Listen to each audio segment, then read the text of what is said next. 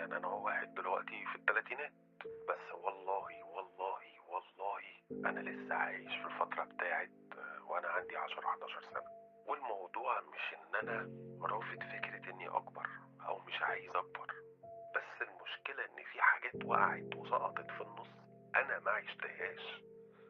وموضوع مش فلوس، موضوع مش عارف. مع ان من بعيد لا، الطفل ده او الشخص ده لا يعني الحمد لله عايش حياته كويس، بس انا حاسس ان في حاجات انا ما عشتهاش. ايه هي؟ انا ما اعرفش ومش لاقي لها تفسير ولا وصف ولا عارف اقولها يعني.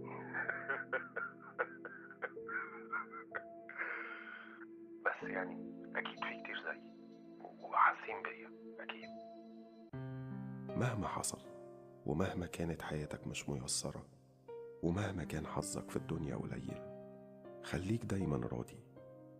خلي حياتك مبنية على الجملة اللي قالها سيدنا عمر رضي الله عنه لما قال: ستمضي أقدارك على كل حال، فاجعلها تمضي وأنت راض عنها، فلربما ثواب رضاك يرضيك.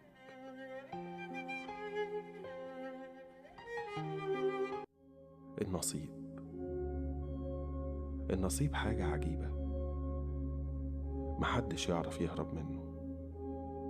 ممكن تبعد وتلف الدنيا كلها، وفي الآخر تلاقيه مستنيك في المكان اللي ما كنتش تتوقعه. النصيب بيجي في وقته وفي أحسن صورة لينا، حتى لو ما كانش على مزاجنا من البداية. الواحد فينا لما بيعيش لحظة حلوة وتعدي منه، بيتهيأله إن اللحظة دي أجمل شيء في حياته وإن عمرها ما هتتعوض.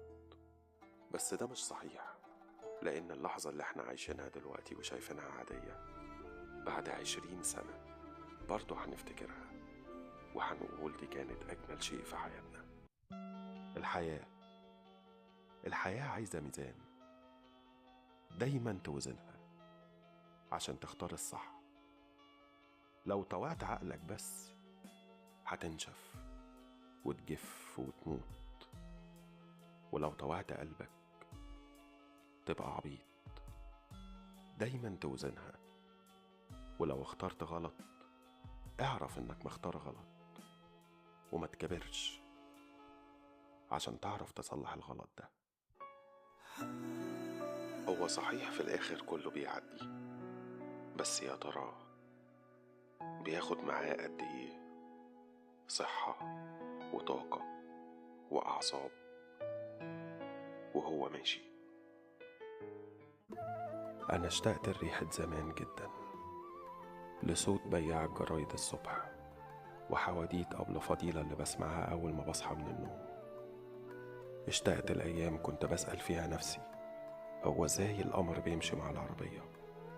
وازاي سلك التليفون بيوصل صوت اللي بيكلمنا؟ اشتقت الأيام كنت وأنا صغير بتمنى فيها إني أكبر، ولما كبرت بقيت بشتاق أرجع ليها تاني. بنعيش عمرنا نحب مرة واحدة، وبقية العمر بنقعد نفتكر الحب ده. هي كده كده صعبة، الشغل صعب، التعامل مع الناس صعب، انك تعمل فلوس وتتجوز وتعمل بيت وحياة حلوة صعب، ان انت كل يوم تنزل تروح الشغل برضه صعب. هي الحياة كده مش سهلة، ومفيش حاجة ينفع تكون سهلة. احنا مش في الجنة، فما ينفعش تبطل تعمل حاجة او تبطل تحاول لمجرد ان الحياة صعبة. فيا تفضل تحاول لغاية آخر نفس، عشان وانت بتطلع آخر نفس تقول أنا الحمد لله قدرت أعمل اللي أقدر أعمله. يا إما تفضل قاعد مصعبة على نفسك، وبرضه وانت بتطلع آخر نفس هتقول يا ريتني كنت عملت. فبراحتك.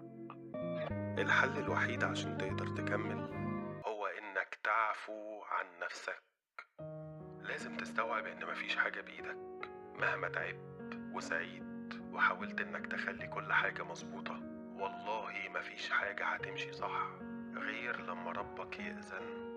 انت كل اللي مطلوب منك إنك تقدم المشيئة وتعمل اللي عليك وتسيب الباقي على ربنا، بس كده. وخد بالك برضه في الكلام اللي انت بتقوله بينك وبين نفسك وانت كده قاعد لوحدك. لأن هنا أنت مش بتكلم نفسك، أنت بتتكلم مع ربنا. فتأدب. أنت كنت عايز حب بس ربنا اختبرك بالوحدة. كنت عايز خطتك تمشي زي ما هي بس ربنا اختبرك بالصبر. فخد بالك، لأن ربنا بيختبرنا في كل حاجة احنا بنطلبها، وده مش علشان ربنا مش بيحبنا، لكن عشان يشوف انت هتعمل ايه لو الدعاء ما تحققش. هتفضل تصلي وتدعي ولا هتكبر دماغك؟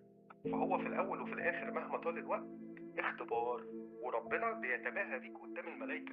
تخيل انت يا عبد، ربنا بيتباهى بيك قدام الملائكة، يقول لهم اهو عبدي منعت عنه وما حققتلهوش اللي هو عايزه وبرضه بيحمدني ويشكرني. وقدام التباهي ده هيعوضك، بس انت اصبر واحتسب. مش كل حاجة وحشاك ينفع تروح لها. في حاجات معينة لازم تفضل وحشاك من بعيد لبعيد، لكن إياك تقرب منها خطوة، لأن أوقات الحنين بيكون مؤذي، وساعتها لو أخدت خطوة وقربت غالبا هتندم. انا ملحقتش اتهنى بحاجة، يعني ملحقتش. انا فجأة اتحطيت في اللي انا فيه، ومطلوب مني ان اعافر واقاوم واكمل واكون قد المسؤولية يعني. بس يعني اكيد ربنا مش هيحط حاجة فوق طاقتي. الحمد لله، الحمد لله.